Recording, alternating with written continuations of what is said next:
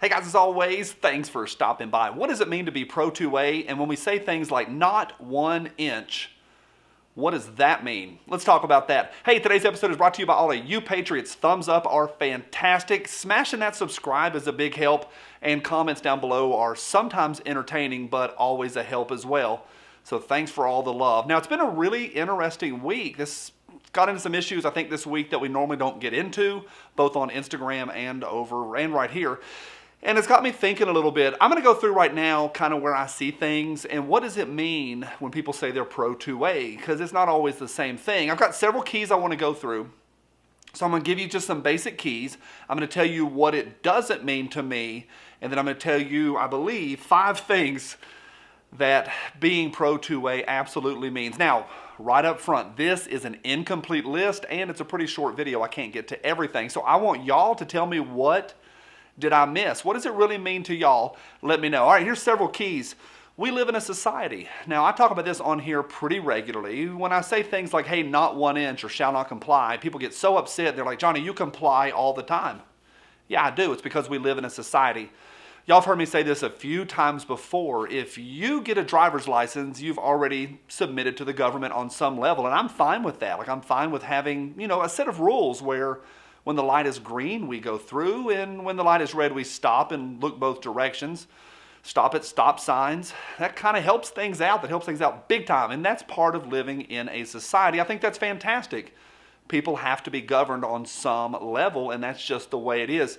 And I think it's good, even especially in this arena, to stop and go, we live in a society, and we need to stop and just remember that. Now, I mean what I say, not 1 inch. But I also file Form 4473s regularly. I'm in process right now of getting a couple stamps for a couple things that I'm working on.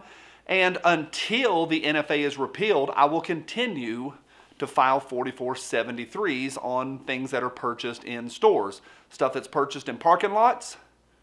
Shh. Number 2. I want to really highlight the difference between public and private. Now, we have a lot of guys that are very public, especially in this little world that we've carved out here. We've got guys that do really, really public things. We have other people that are 100% private that will never turn on a camera or start a social media account, anything like that.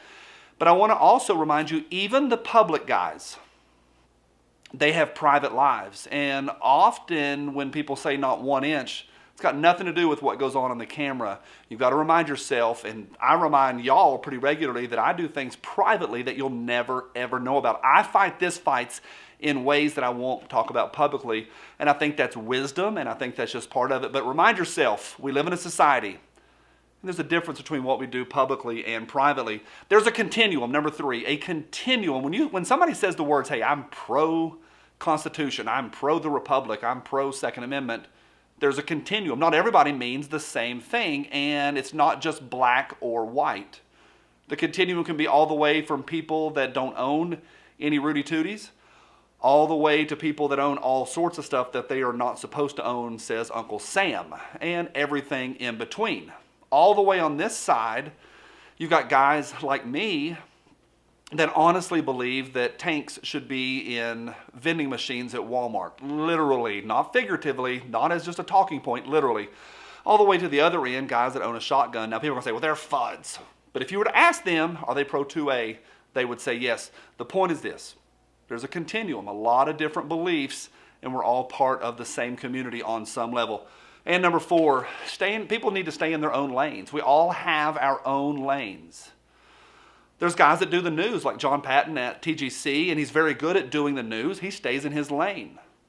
My buddy Mike, Grand Thumb, he stays in his lane and kind of does his thing. I'm a moron sitting in Applebee's in Appalachia doing my thing, but we all have different ways that we support the Second Amendment. Not everybody can do everything or be all things to the all 2A people. I remember about a year ago, people got really upset at some of the larger channels, and it kind of got a little bit of steam. You would see it down in comment sections. Hey, Johnny, you need to tell your buddies to be more political. And I'm like, that's not really their job. They do instructions. They operator kind of stuff. They're teaching people how to be proficient with their tools.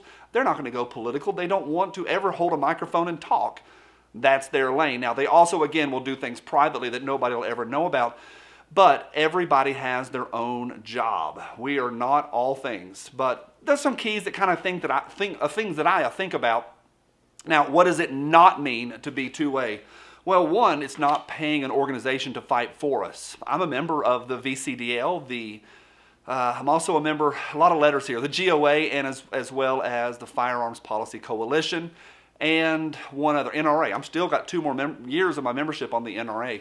So that's 4, but I don't just pay that $20 and say, hey, y'all go fight. No, I'm active myself. So we can't just give $20 or $30 a year to an organization and say, go fight.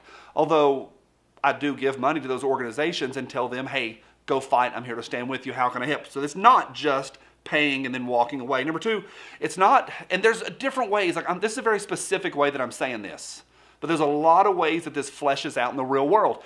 It is not being copy and paste walls of text guys.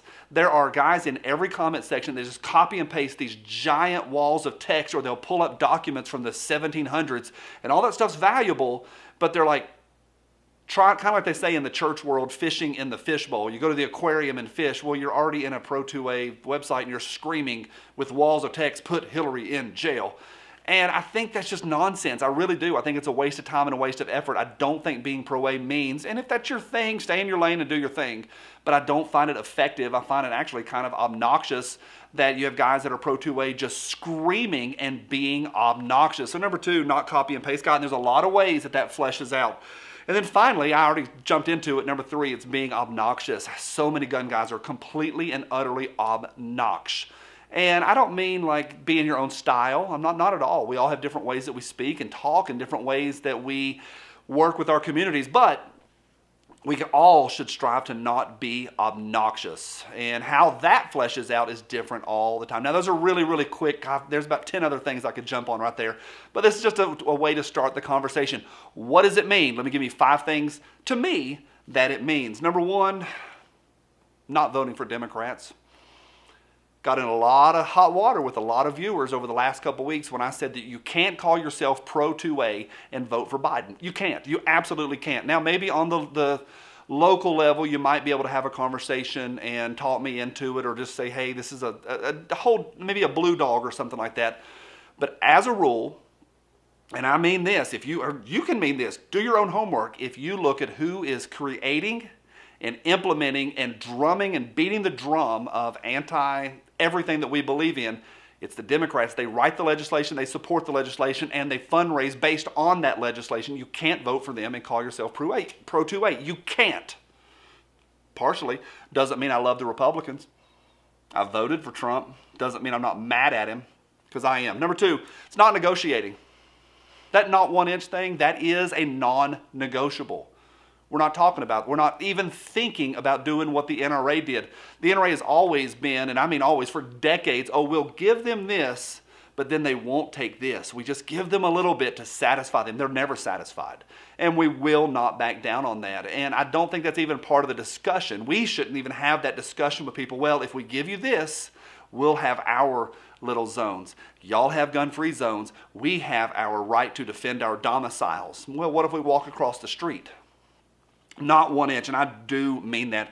Too many Biden supporters have emailed me to say, hey, he doesn't have the support in the Senate or Congress to get this through, so I'm going to vote for him for other reasons. You can't vote for the guy and call yourself an American.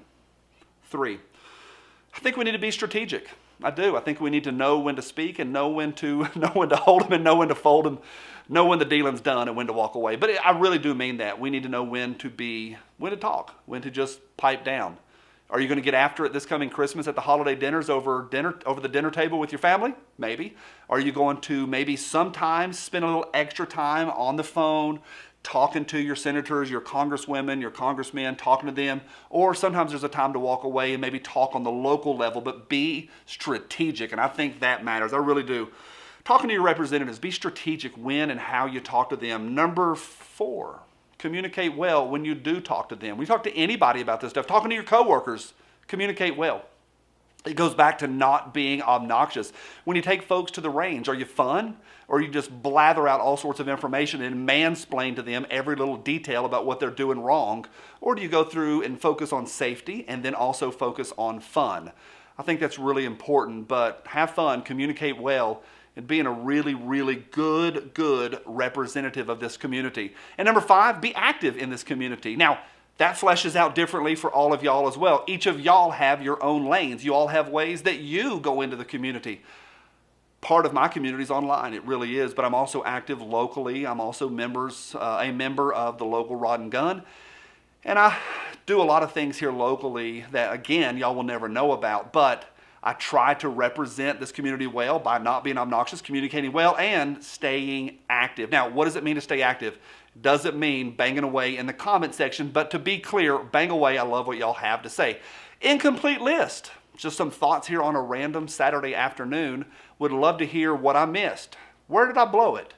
Without being obnoxious and without copy and pasting walls of text, let me know what you think. I have nothing. Everything that I need over here to hold up is all the way over here. So, surrounded by a pile of hot and steamy cold brass from my cold, dead hands. Bye.